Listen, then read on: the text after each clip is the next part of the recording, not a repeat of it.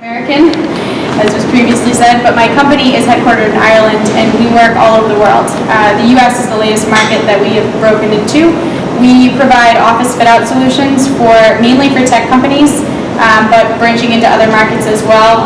We have followed, basically, or my company has followed, companies like Adobe, Autodesk, Concur, Cloudera, Riverbed, and several others from their locations around the world to the US, and now has brought me on to help them expand their market.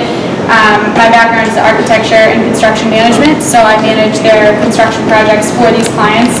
Basically, you're a startup, you're a tech startup, you have a lot to worry about, you have a lot going on, and you don't have time to plan a construction process or find office space in the city for your company. Something like this. This is very well designed. It actually takes a long time to get permitted, and there's a lot of players involved in the construction process, in the leasing, in operations, in doing test fits, figuring out how to optimize your square footage for your company, what you need, what you don't need.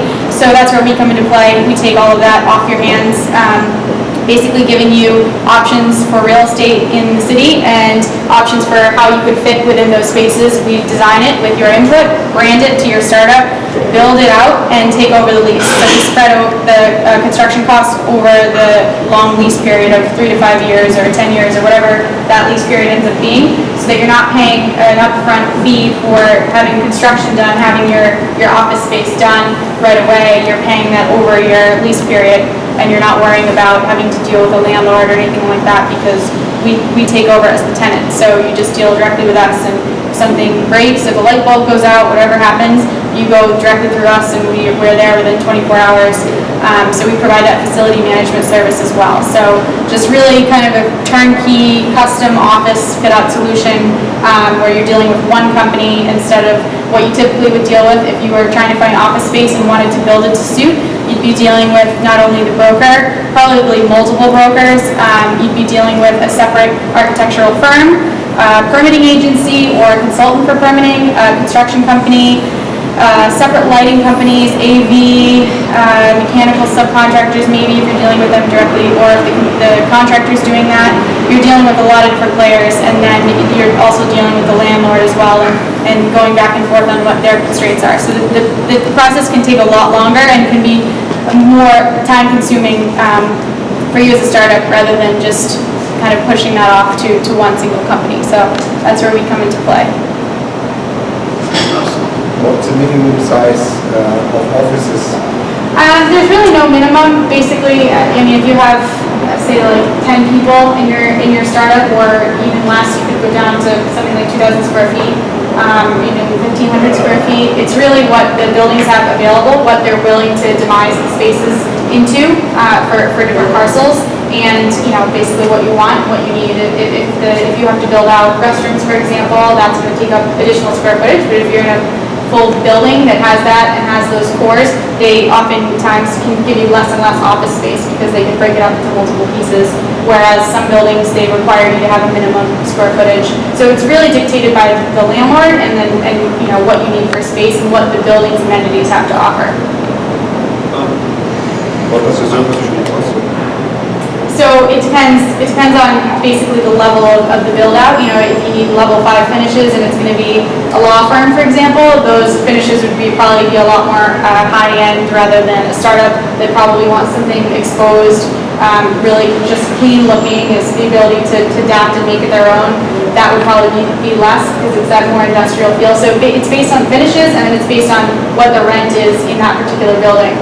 So there are tons of buildings in the city, and some of the rents downtown are more than what they would be in Somo, for example. So it's a factor based on that. And the construction cost basically is a separate cost, but it's spread out over the lease period. So you're paying one flat fee every single month for the construction and the lease, rather than paying the lease separately, all the utilities separately, and the construction all up at front. So you take a risk with the startup, assuming that they will live long enough to pay out what their cost is? Because if you're a startup, you don't know if you're going to be alive 6 months from now. Right. So how do you manage that trade-off situation? It's It's a good question. So typically, the startups that use us or other companies like Autodesk is obviously not a startup, but some of those companies, they want longer lease periods. So it's typically startups that are looking for something more than a year, more than a year and a half. And they know that they'll be in business for that long. And if they're not, then say they commit to a 3 to 5 year lease, say it's a 5-year lease, we offer a 3-year break, so they can break the lease with a penalty. Basically, it'll just be they have to pay 20% of what the cost would have been for the entire life cycle, and then we either market that space to another company that needs it for a smaller amount of time, or we usually arrange for the same deal with the landlord, so that if our company leaves, then we can leave. But it really doesn't happen as often as you think. Do you guys operate in the US, Ireland? We operate in, Ireland, so in Dublin, Moscow, Sydney, Dubai, Tel Aviv, Morocco, Buenos Aires,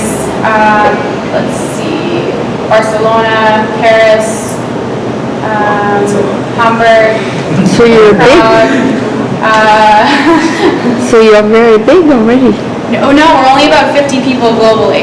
So we have a presence in each one of our spaces where we have a project. So we have basically receptionists, like consultants, people that are available to go and take care of something if something goes wrong at that office and they need attention. But we also have established small offices in various locations, such as Sydney and Moscow, in South Africa and Argentina, where we have more clients in those areas. So it's kind of clustered that way, and then the main office is in Ireland.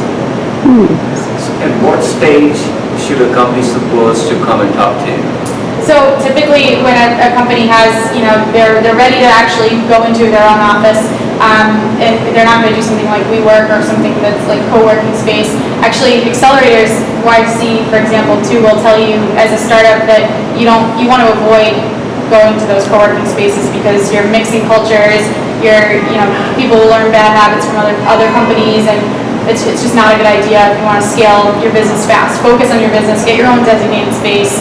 And really go from there. And investors understand that you need an office space. You can't just have 10 people working out of a house. It doesn't work like that. You can't have food in that environment. You can't have normal things that you'd have. So they get it that you're going to be looking for office space, and they don't want you spending your time looking at leases and trying to deal with brokers and going through this whole process and construction and branding and we need an area for our customers. We have to make it nice. How do we design that? And then that's taking their time away from their core business and their core value that they're trying to bring. So they get that, and so it's a value to them too, because they don't have to worry about time being spent or wasted on things that are operational rather than what their business is. So typically, when a company's ready to find office space and they've got a few people and they have funding and they say, okay, we're going to look, we might as well go this route rather than spreading out, engaging all these different stakeholders and basically raising their risk at that point. So. But this is commercial, no residential. It's commercial. Yeah. Strictly commercial.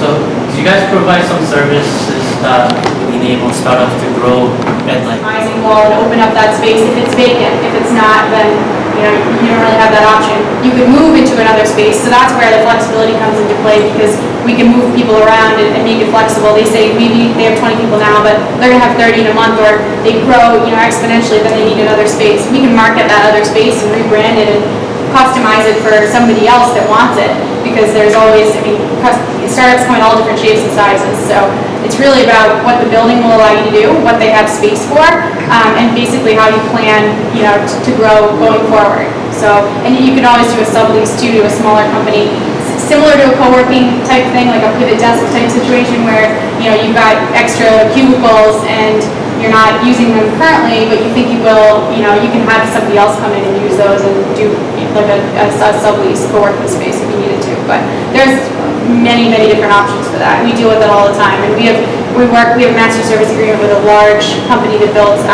microchips, and they are going through this whole real estate process where they're deciding what they need and what they don't need for square footage. And they're a company of over 10,000 employees, and they're realizing that they've got so much more real estate than they need. So they're wasting money on operational costs around the world. So they're trying to reduce. So we're taking this effort on to find them smaller spaces in the same cities than what they currently have that they don't need.